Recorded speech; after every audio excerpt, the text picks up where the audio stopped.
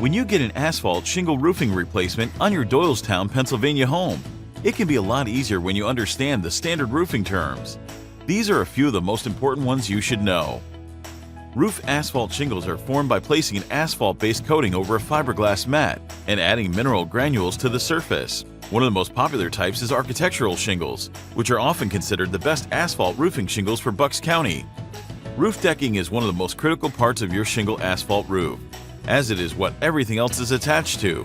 When you hire asphalt shingle roofing contractors, they should tear off your old roof to uncover the decking, looking for any problems. This ensures your new roof will be built strong. The underlayment is placed on the decking before the roof material asphalt is put in place. It helps keep the decking dry by preventing moisture infiltration. When everything is installed correctly, you'll be less likely to need asphalt shingle roof repair anytime soon. For a flawless asphalt shingle roofing installation in Doylestown, Pennsylvania, call Baines Roofing at 215-855-ROOF to schedule a free estimate.